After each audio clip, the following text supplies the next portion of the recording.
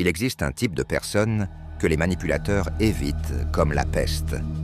Pas la personne agressive, pas celle qui crie plus fort. Non, celle qui ne réagit pas. Celle dont le regard reste stable quand tout le monde panique.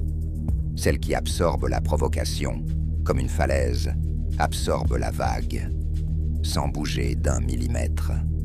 Cette personne, les stoïciens l'appelaient l'homme de la citadelle intérieure.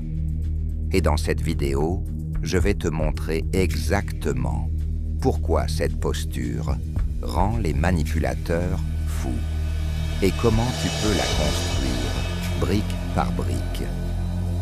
Bienvenue sur Citadelle intérieure.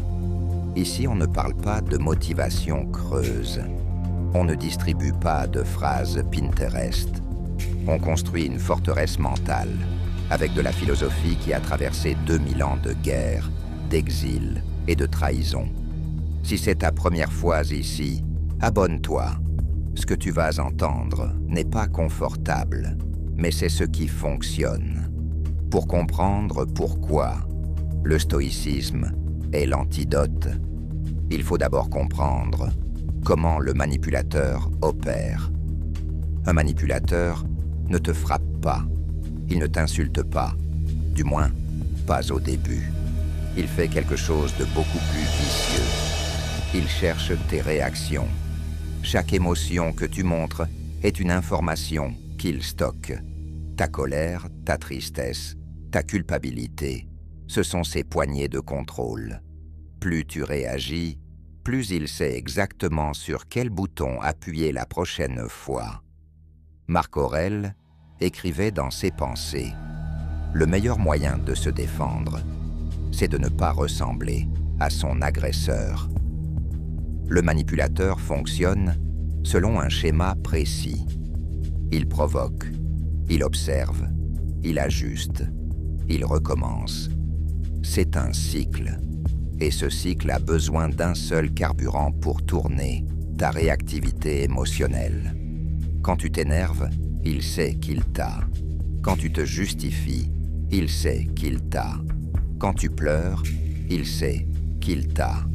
Mais quand tu ne fais rien, quand tu restes calme, lucide, impassible, le cycle se brise et le manipulateur perd pied. Dis-moi en commentaire, est-ce que tu as déjà senti qu'une personne testait volontairement tes limites pour voir comment tu allais réagir? Un mot, un regard, un silence calculé. Raconte-moi la situation, tu n'es pas seul. Les stoïciens avaient un concept central que la psychologie moderne redécouvre à peine. Épictète l'a formulé de la façon la plus tranchante possible. Ce qui trouble les hommes, ce ne sont pas les choses, mais les jugements qu'ils portent sur les choses. Traduit dans la réalité quotidienne, ça veut dire quoi? Ça veut dire que l'insulte qu'on te lance n'a aucun pouvoir en elle-même. C'est toi qui lui donnes du poids en la recevant. Le commentaire passif-agressif de ton collègue, la remarque sournoise de ton beau-frère, le silence punitif de ton ex. Rien de tout ça n'existe comme arme tant que tu n'acceptes pas de le recevoir. Le stoïcien ne nie pas la douleur. Il ne prétend pas que rien ne le touche. Il fait quelque chose de radicalement différent. Il choisit ce à quoi il accorde de l'importance.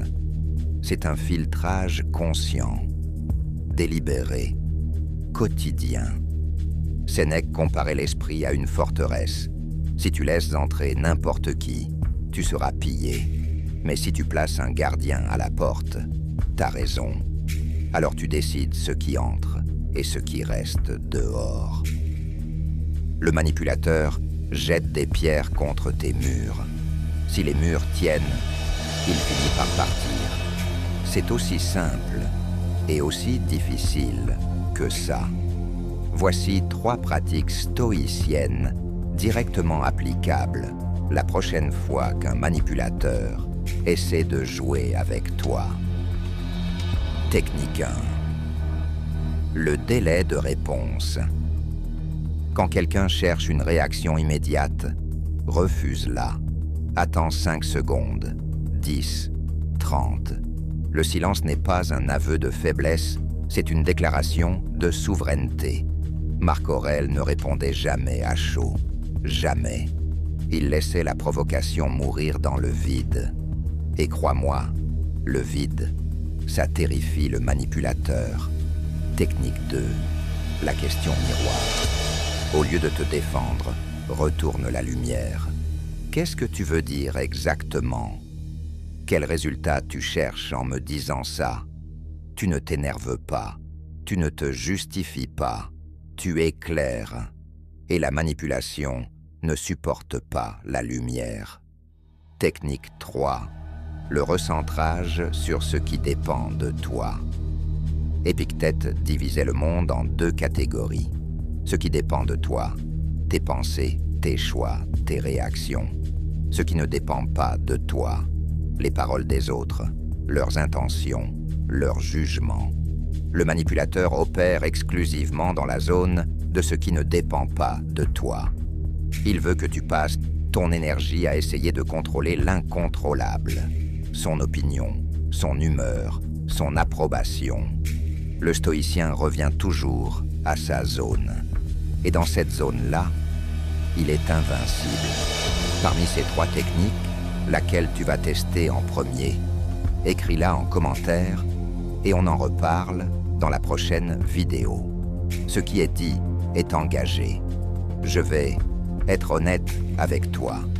Devenir stoïcien face à un manipulateur, ce n'est pas gratuit.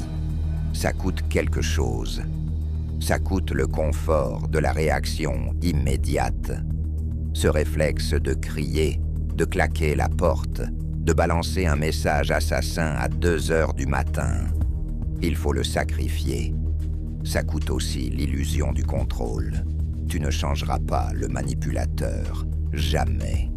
Ce n'est pas ton travail. Ton travail, c'est de te rendre imperméable à son jeu.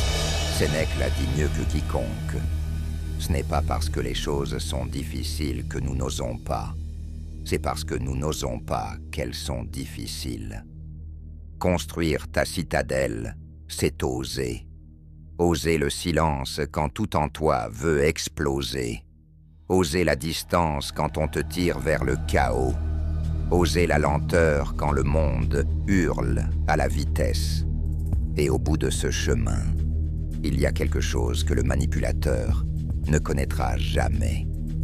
La paix intérieure. La prochaine fois que quelqu'un essaie de t'atteindre, au travail, en famille, dans la rue, rappelle-toi cette phrase. Tu es la citadelle, pas le champ de bataille. Si cette vidéo t'a parlé, abonne-toi et active la cloche. Je publie 3 vidéos par semaine sur la force mentale, le stoïcisme appliqué et la psychologie réelle, pas la version édulcorée. Partage cette vidéo à quelqu'un qui en a besoin. Tu sais de qui je parle. On se retrouve dans la prochaine vidéo. Reste solide.